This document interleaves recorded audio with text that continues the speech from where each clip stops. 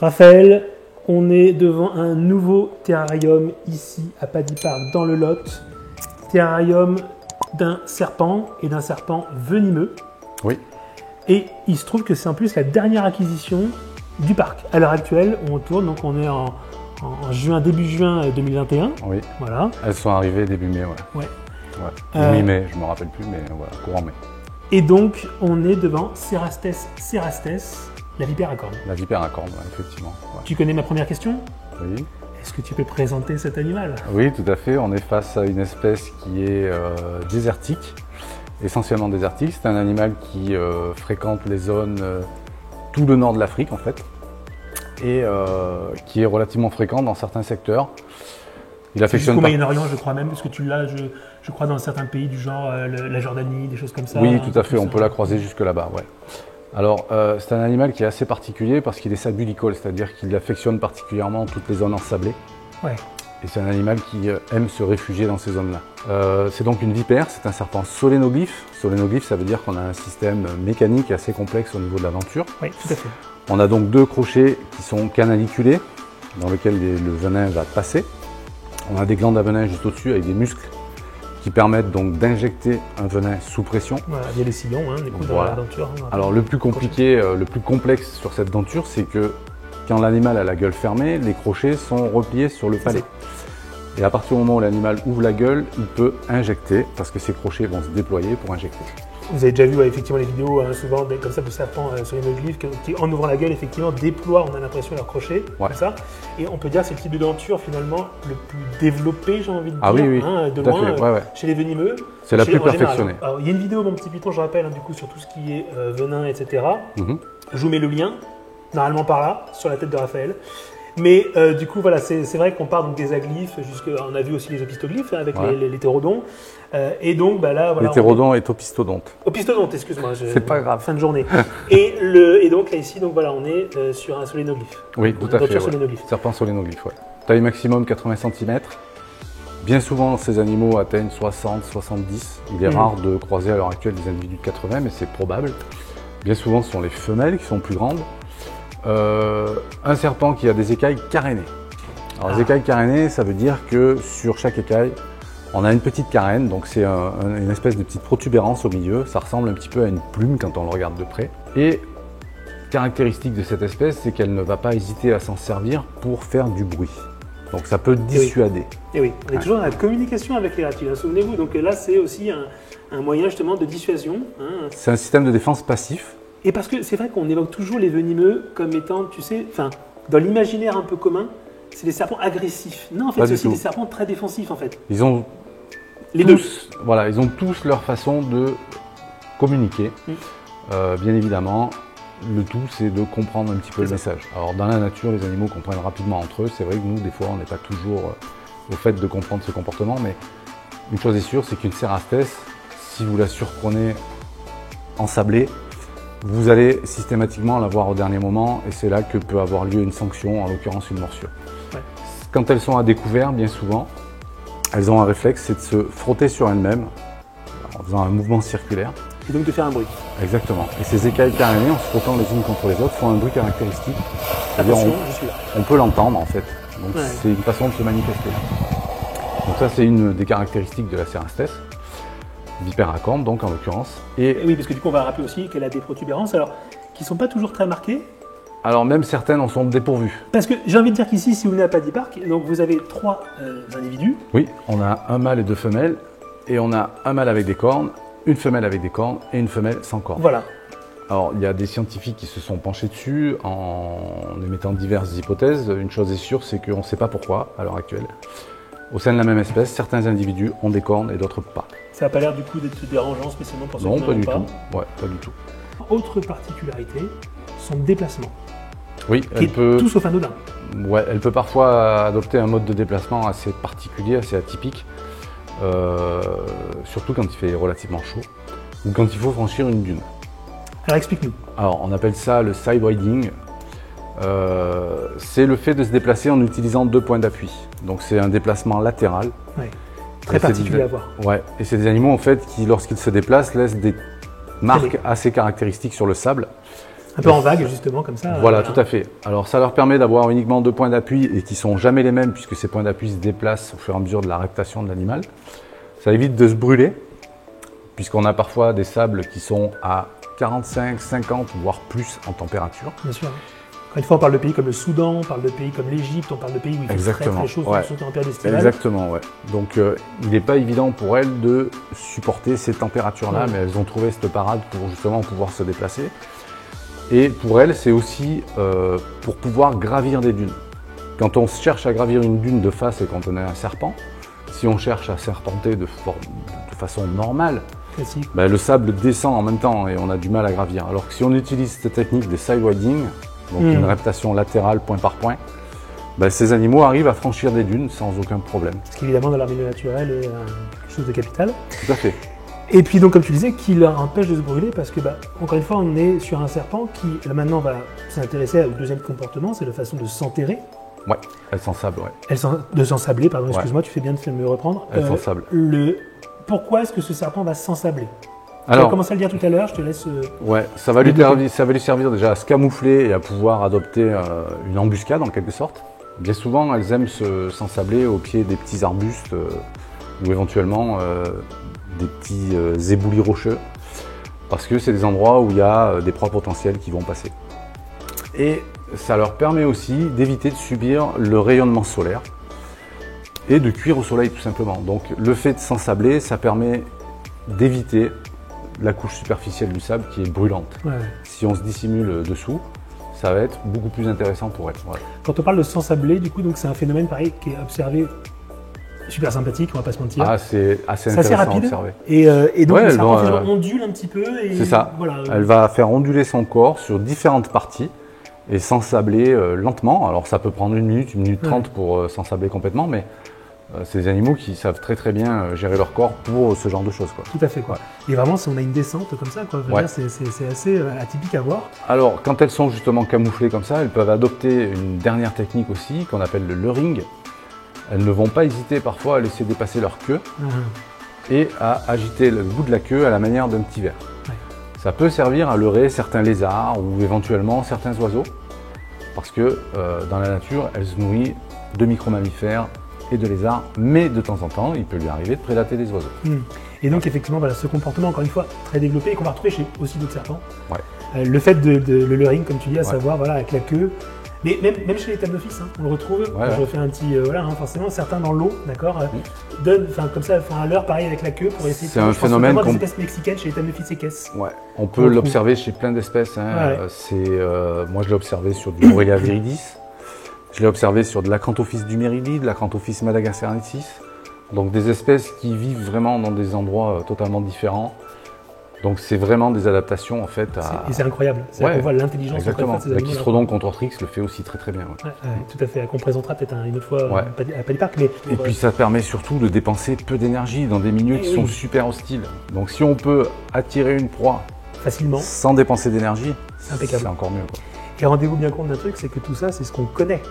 Ah oui, oui. Mais il faut bien se rendre compte que chez ces animaux-là, il y a aussi tout ce qu'on ne connaît pas, tout ce que nous-mêmes, nous ne sommes pas encore aptes à comprendre. Il y a encore plein de choses à apprendre. C'est des serpents qui boivent très peu. Du milieu très peu, ouais, exactement. Comment ça, d'ailleurs, pas de gamelle d'eau? Il y a une gamelle d'eau, mais j'ai rarement vu des cerastes boire dans une gamelle. J'ai dû l'observer peut-être 1 ou 2 fois en 15 ans de maintien. Non, jamais. Oui, non, milieu, évidemment. En fait, dans leur milieu, il y a de la brume la nuit des fois. Ouais. Et ça leur permet justement de s'abreuver. Mais c'est vrai que s'abreuver dans une gamelle, je les ai vus rarement faire. Je te dis, je l'ai dû les voir faire 2-3 fois en 15 ans. D'accord. Donc c'est peu courant d'observer une cerastes boire dans une gamelle, mais ça arrive. Ouais. Alors il semblerait que c'est des animaux qui arrivent quasiment à se suffire de l'humidité qui est contenue dans leur proie. Ouais, bien sûr. Bon, il y a tout un tas d'hypothèses encore à vérifier. Mais une chose est sûre, c'est que c'est des animaux qui boivent très peu, contrairement à d'autres espèces, quoi. Un serpent du coup fascinant, véritablement. Alors, on va revenir un petit peu maintenant sur le côté de comment ça se passe. Alors qu'on a une sulcata qui fait bouger le pied. Si jamais ça bouge un peu par là-bas, c'est parce que nous avons une tortue qui marche un peu dessus. Comment est-ce que du coup tu as aménagé ton terrain? Alors on a fait en sorte déjà d'avoir une belle zone sablonneuse pour que les animaux puissent se sentir bien. Comment est-ce que tu réussis comme ça à recréer un milieu très chaud? Alors nous on chauffe en radiant par le sol. Ouais, c'est ce que j'allais dire parce qu'il n'y a pas de lampe au-dessus, donc j'imagine que c'est vraiment voilà, au-dessus. J'en ai eu maintenu avec des lampes au-dessus et en fait, il n'y a pas forcément de bénéfice sur la qualité de maintien des animaux, quoi. Alors effectivement, dans la nature, c'est des animaux qui sont chauffés par en haut, mais même en les chauffant par le sol, ça ne pose aucun problème. C'est des animaux qui vont adopter le même comportement, qui vont digérer correctement, qui vont s'alimenter correctement. Et par contre, ce que j'ai observé depuis le temps que j'en ai, c'est que ces animaux n'hésitent pas à effectivement avoir une grosse période sans s'alimenter. D'accord. On peut avoir, sur la période hivernale, parce qu'on va descendre un petit peu en température aussi, Ouais. on peut avoir des absences de nourrissage qui peuvent avoisiner les 5 à 6 mois. Mais par contre, sur les 5-6 mois où les animaux vont avoir une activité normale et retrouver une fréquence d'alimentation, c'est des animaux qui mangent à peu près une proie tous les 10-15 jours quand on parle d'individus adultes, voire tous les 15-20 jours. Sur des juvéniles, bien évidemment, ça sera beaucoup plus fréquent. Ça peut être un repas par semaine ou un repas tous les 10-12 jours, quoi. Ce qu'il y a aussi de super intéressant sur cette espèce, c'est qu'on a affaire à une vipère, donc un vipéridé. Et on a affaire à un vipéridé qui est, à ton avis, en reproduction. Ah bah là, peut-être, du coup, ça va pas être un ovipare. C'est un ovipare. C'est un ovipare, d'accord. Ouais. C'est relativement rare chez les vipères, mais ça existe. D'accord. Et la Cerastès est ovipare. C'est-à-dire qu'elle pond des œufs. Et ces œufs, ben voilà, on va les prélever pour les incuber. Et du coup, je pensais qu'il me tendait plus piège que ça, au final, et voilà. Mais il est vrai que bien souvent, quand on parle de vipères, on parle d'ovovivipares. Oui, tout à fait, ouais. Il y a quelques rares cas d'individus qui sont ovipares, et c'est le cas de Cerastès. Sur le terrain, donc après, j'ai vu que tu avais mis un petit peu de choses en hauteur. Oui. C'est pour le décor, ou est-ce que c'est un serpent qui va pouvoir quand même s'aventurer un peu? C'est un serpent aussi, ce qu'il faut savoir, c'est qu'il est plutôt nocturne et crépusculaire. D'accord, donc son activité en jour est un peu voilà, trompeuse, quoi. Exactement. Par contre, il est vrai que c'est surtout en période d'été, de forte chaleur, que cet animal va être crépusculaire et nocturne. À la saison plus fraîche, il deviendra un peu plus diurne. Encore une fois, ce n'est pas un animal qui a une activité débordante. C'est un animal qui va passer plusieurs heures ensablé à ne pas bouger. Mais il est vrai que la nuit, ces animaux se déplacent énormément et ils ne vont pas non plus dédaigner à se percher. Il peut arriver qu'on trouve une Cerastès perchée dans un arbuste. Alors c'est pas bien sûr à la cime des arbres, mais arbuste, petit enrochement, ainsi de suite. Elles affectionnent ce genre de milieu. Donc nous on leur propose justement ces zones-là.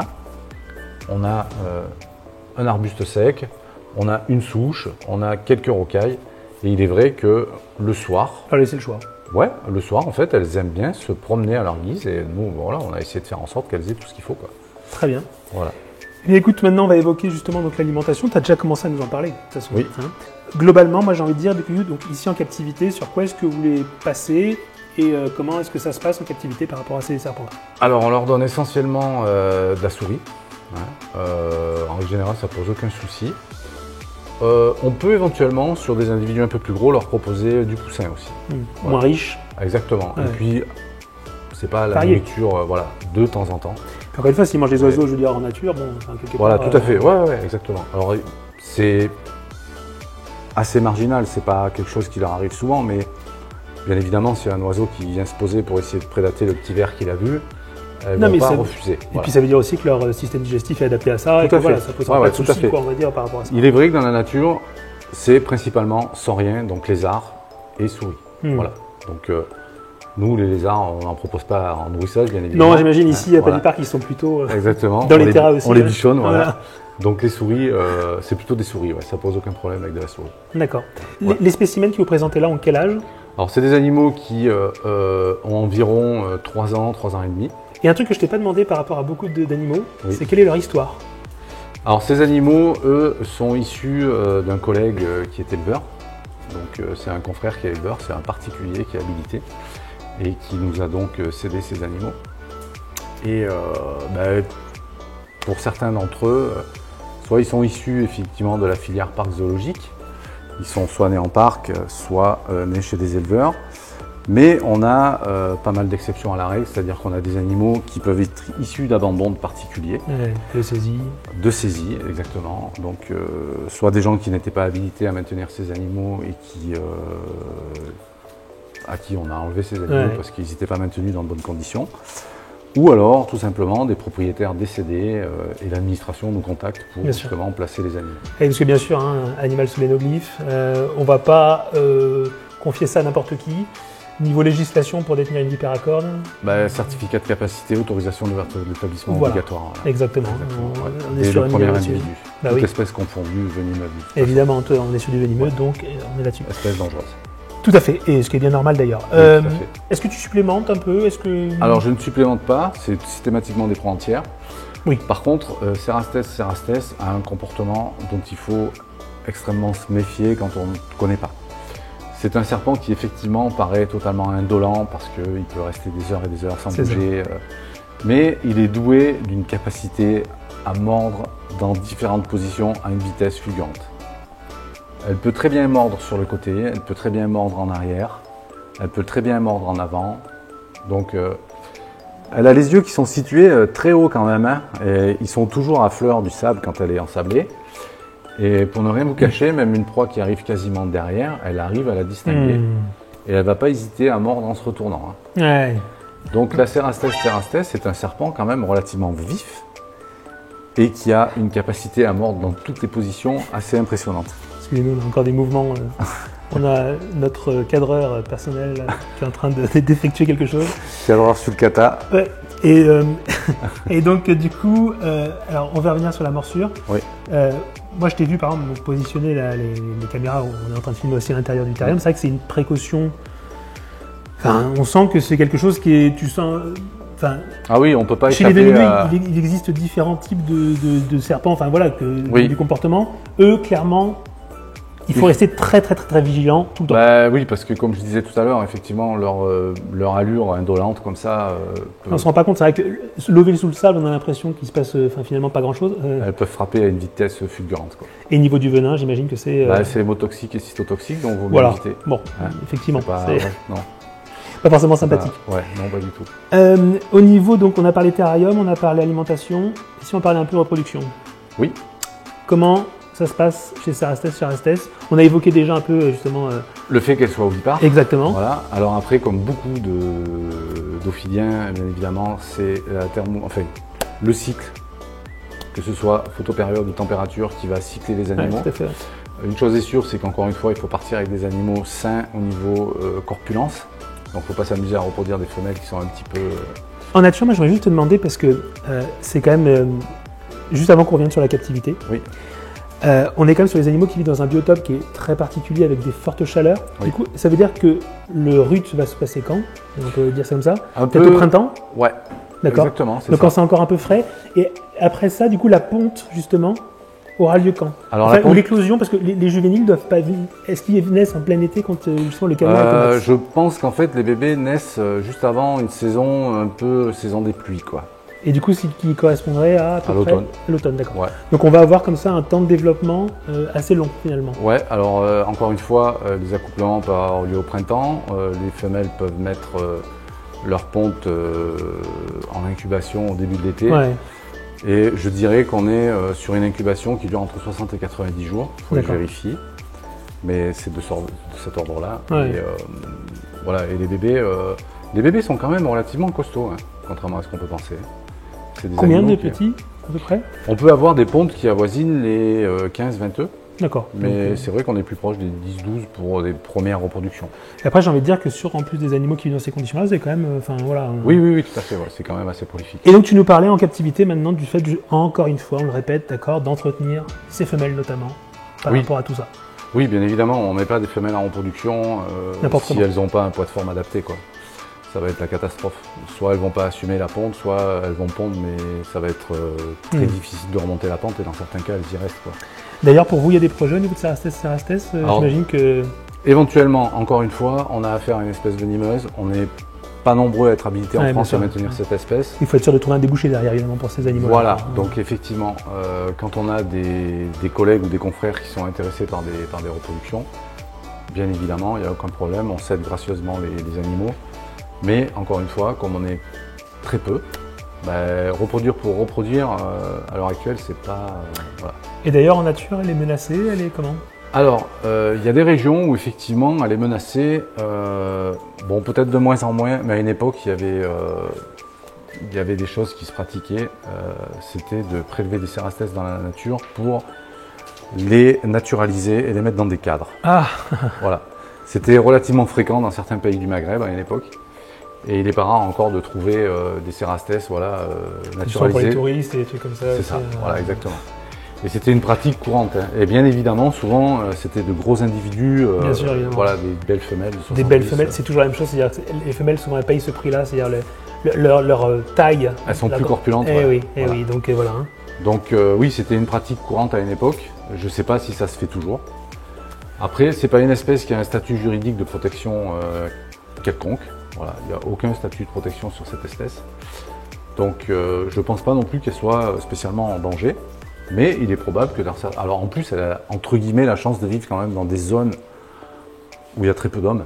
Ouais. Puisqu'on est quand même à la base de beaucoup, Sahara, beaucoup de problèmes. Ouais, ça. Et je dirais que c'est peut-être une chance pour elle justement de vivre dans des zones où il y a très peu de présence humaine. Oui, tout à fait. Voilà. Très bien. Du coup, donc niveau reproduction, on en a parlé un petit peu. Je ne sais pas si tu voyais des choses à rajouter. Les accouplements peuvent parfois être très longs. Très longs? Moi, j'ai constaté des accouplements qui parfois duraient 48 heures. Ah oui. Ouais. Messieurs, voilà, ouais. La leçon est là. Ouais. Et donc, du coup, des accouplements d'accord de 48 heures. Ouais, okay. ouais. Et c'est dû à quoi Je sais pas du tout. Et en plus, j'ai même constaté des fois les femelles qui se lassaient limite et qui essayaient de fuir et qui traînaient le mâle, quoi. Donc, c'est assez particulier. Ouais. Bon, ben oui. Non, c'est une des rares espèces où effectivement j'ai vu des accouplements qui pouvaient durer 24 voire 48 heures. D'accord.